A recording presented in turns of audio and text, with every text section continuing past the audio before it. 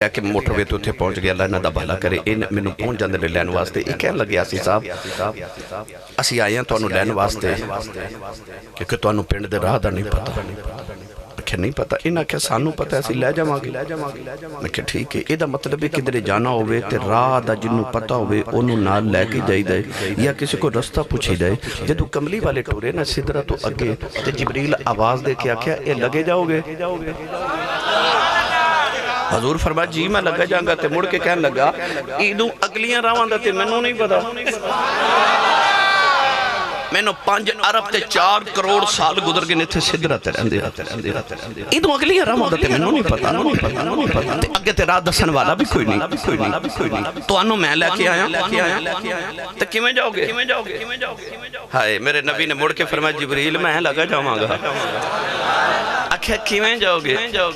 फरमाया ये रावां मेरे लिए नवियां कोई नहीं है, सारा कुछ ही मुहम्मद के सामने बनया। फरमाया सारा कुछ ते मेरे सामने बने हैं। मैं कोई अज दा आख्या कदों दे हो? आख्या मैं दे उदों दा वां इक आहद सी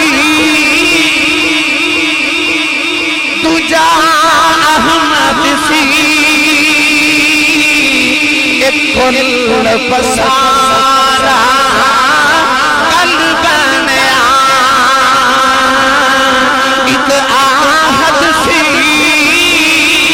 दूजा अहमद सी एक कुल पसारा कल बनया यारा